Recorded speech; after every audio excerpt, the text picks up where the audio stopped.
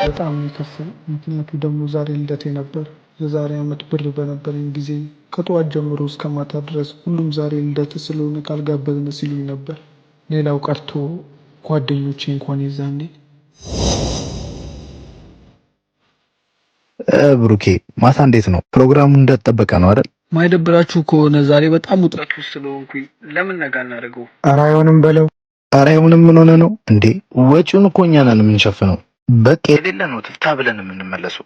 እሱማው ግን እናንተ ትቀሉኛላችሁ ብዬ እኮ ነው። ኧረ እንደዚህ ብሎ ነገር የለም እንዴ።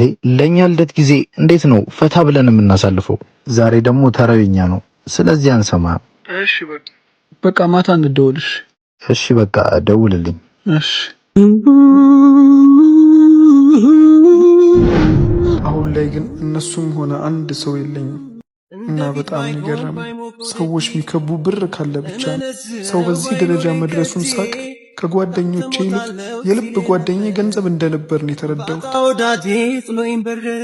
እንዴ ቤሪ! ብሩክ ምን ሆነሃል? በጣም የተከፋ ትመስላለህ። አዎ በጣም ከፍቶኛል። ምን ነው? ወይ ዛሬ ልደት ስለሆነ ነው? ምን? ዛሬ ልደቴ እንደሆነ በምን አወቅሽ? አውቃለሁ፣ ምክንያቱም ደግ ሰው ስለሆንክ። ያኔ አንተ ጋር ተቀጥረን ስንሰራ እንደ አለቃ ሳይሆን ሁላችንንም እንደ እህትና እንደ ወንድም ነበር የምታየን። ልደታችን እንኳን ሲሆን የሆነ ነገር ታደርግልን ነበር። ይሄ ደግሞ የሚያሳየው ደግነትህን። ዛሬ ልደት እንደሆነ ስላወኩ ስጦታ አምጥቼልን። ምን? የምርሽን ነው? አሁን ከምሰራበት ሱቅ የአቅሜን ላንተ የሚሆን ይዤ የመጣሁት። አይዋለው ይሄን ቀን አልፎ ደመናው ገፎ። የምር ምን ማለት እንዳለብኝ አላውቅም። የኔ አስተዋሽ እግዚአብሔር ያክብርልኝ። ምንም አይደል። እንዴት ስትሆን ነው የሚያምርብህ? በቃ ነው ወደ ሱቅ ልሂድ። ደግሞ የሚመች ቀን ጎራ በል። እሺ እሺ እመጣለሁ።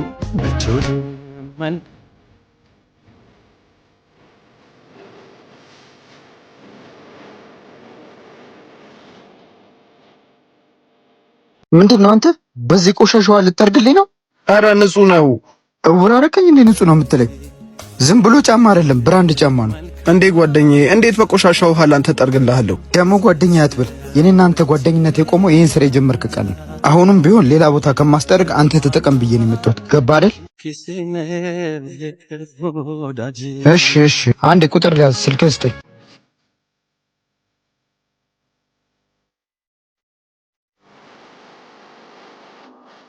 2 3 0 ቁጥር አይሰራም። ምን አንተ ልጅ ታች ባክስ እንኳን ደህና እርገንዶ አትይዝም። አሁን ስራ እየሰራህ እንዴ ለስልክ መሆን እንዴት ያቅታል? አሁን ይሄ ስልክ ነው ብለህ ትይዛለህ? ወደዛ መወርወር ነው እንጂ ፈጣሪ አለቀን ቀይረዋለሁ። በቃ ቴክስት አድርግልኝ እደውልልሃለሁ። አሁን ይሄን ስልክ ብለህ እስቲ ትንሽ አታፍርም? እኔ እንኳን አሁን ሊያስኩት ተሳቀቅኩ።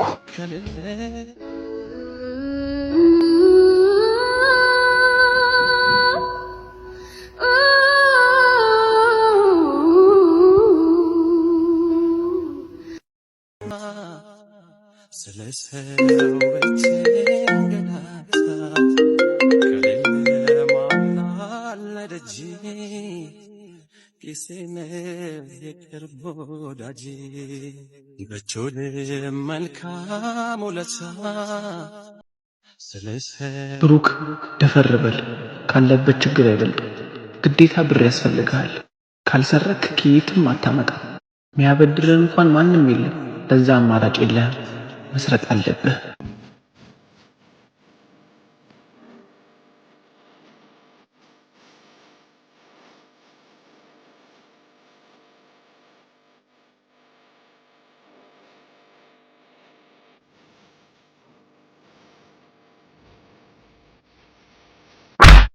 ምን አባዬ አረክም? ኧረ ምን አረኩኝ? ዝም በል። ልሰርቀኝ አይደል እንዴ? ኧረ ፊቴን እያየሁበት ነበር። ሌላ ምንም አላረኩም። ዝም በል እንዳልደግም ሌባ። እኔ ሌባ አይደለሁም አልኩህ እኮ። ያዘው እንዳለቀው። ተመስገን ፈጣሪ። ታውቃለህ በዚህ 3 ቀን ውስጥ ያልፈለኩት ቦታ የለም። ማለት አንተንም ሰርቆ ነው? የምን ስርቆት ነው? እየፈለኩት ነው። ታዲያ የምትለው ምንድነው? ኧረ ትንሽ የአእምሮ ችግር አለበት እኮ። የኛ ጎረቤት ነው። ከቤት ከወጣ 3 ቀን ሆኖታል። ያልተፈለገበት ቦታ የለም። ምን? እኔማ ስፖኪውን ሲሰርቅ ይዤው ነው። በጣም ይቅርታ። ያው እንዳልኩ ችግር ስላለበት ነው እንጂ ሌባ ሆኖ አይደለም። ብለህ ደግሞ ስርቆት ጀመርክ? ምን ያውቃል ብለህ ነው? በዚህ 3 ቀን ውስጥ ሌላ ነገር አድርጎም ቢሆን እኮ ማንም አያውቅም። ለዚህ ነው እኮ ከቤትም የማይወጣ የነበረው። በጣም ነው እሺ የማመሰግነው። ጭራሽ ብለህ ሌብነት ጀመርክ? እድሜ ለቅዱስ በል። እሱ ባይደርስልህ ከርቸሌ ነበርክ። ትንሽ ክብር ይኑር እንጂ በአንተ የተነሳ ለምን እኛንም ሌባ ታስብለናለህ? ጓደኛዬ ቆይ ሌብነትን እንዴት አሰብከው?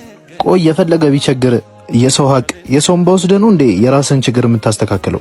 ይሄ ማለት እኮ የሰው አጉድለ የራስን መምላት ማለት እኮ ነው። ግራ ቢገባኝ እኮ ነው። ግዴታ ብር ስለሚያስፈልገኝ እኮ ነው። ወይ ጉድ! ሰው ምን ይለኛል አትልም? ነገ ከነገ ወዲያ እኛንስ እንደማሰርቀን በምን እርግጠኛ እንሆናለን? ምንም ሳያደርጉ መተቸት ዘንድሮ ወግ ሆኗል መሰለኝ። እንደ ጓደኝነትህማ ማድረግ እየቻልክ ስራ አጥቼ እየተቀመጥኩኝ ዝም ነበር ያልከው። እሱ ቀርቶ ስደውል ራሱ ብድር መጠየቅ መስሎ ስልክ አታነሳም። እኔ ፈልጌው አይደለም እንደዚህ ሆንኩት። በፊት ላይ ወንድ ልጅ ተስፋ ሲቆርጥ ሌባ፣ ሴት ልጅ ደግሞ ሴተኛ ዳሪ ለምንድን ነው የሚሆኑት እል ነበር። እንዴት ነው ሰው ሲያስለቅሱ ገላቸውን ሲሸጡ ምንም የማይመስላቸው እላለሁ።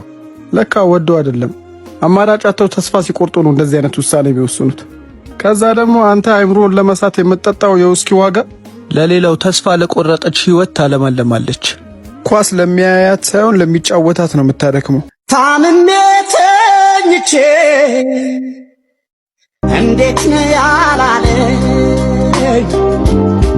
መክሳቴ መፈሬ አይ እንደፊት ባይሆን ባይሞቀው ደጅ አሬን ነገር ምዘጋው እየመሰለኝ ነው። አብላቷን ሳታቅ እጇን ታጠበች አሉ። ዝም አትለውም? ምን ካርታ ላይ ብቻ ምግብ ቤት ራሱ እኮ እጃችንን ታጥበን ገብተን እኮ የለም የምንባለው እኮ በሱ ምክንያት ነው። እኔ ሆነ ቀን እበላለሁ። እኔ የምለው ቅዱሴ ጓደኛ ብሩኬ የት ጠፍቶ ነው ሰሞኑን? እንዴ መታሰሩን አልሰማም እንዴ? ምን? ኧረ አልሰማውም። ምን አድርጎ ነው ያደረገውማ? ይገርማል እኮ ሲሰርቅ እኮ ነው የተያዘው። በስ የሥነ ስርዓት ተጠርጣሪ ተብሎ እንጂ ወንጀለኛ ተብሎ አልተያዘም። በቦታው ላይ ስለነበር ተጠርጥሮ እንደተያዘ ስንቴ ነው የምነግርህ? እንደዚህ የምትለው አንተ ብቻ ነህ። የሰፈሩ ሰው እንዳለ የሚለው እጅ ከፍንጅ እንደተያዘ ነው የሚናገረው። ይገባኛል፣ ጓደኛ ስለሆነ ለዛ ነው ሌብነቱ የምሸፍንለት። ሲቀጥል በቃ ከዚህ በኋላ ጓደኛዬን ምንም ባልሰራው ወንጀል እንድትወነጅሉ አልፈልግምሽ። ለአንተም ቢሆን ጥሩ ሰው ነበርሽ።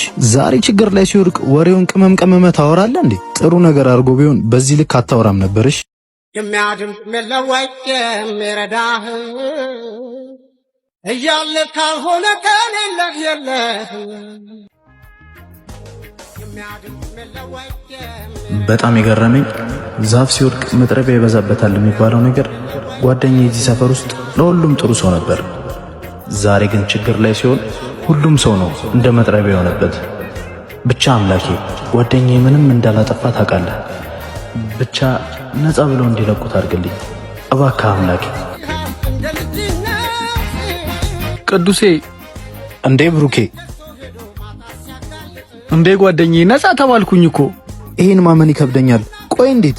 ዋናው የሰረቀው ልጅ ተይዞ ነው። ይሄን አላምንም ገምር። ተመስገን ተመስገን ፈጣሪ። እንዴ እንዴ እንዴ እንዴ በሴ እንዴ ጓደኛዬ እንኳን ደስ አለ ብሩኬ። ተፈታህ እንዴ? አዎ ተፈታውኝ። አረ እንኳን ደስ አለ። የምር በጣም ነው ደስ ያለኝ ወንድሜ። አልገባህም? ብዙ ሰዎች በቃ እንዲህ ናቸው። የችግር ጊዜ እንደ መጥረቢያ ይሆናሉ። ከችግር ስትወጣ ጊዜ ደግሞ እንደ እባብ ቆዳቸውን አለስልሰው ደስተኛ ይመስላሉ። ብቻ ፈጣሪ ከእንደዚህ አይነት ሰዎች ያርቀን። ሌላ ምን ይባላል?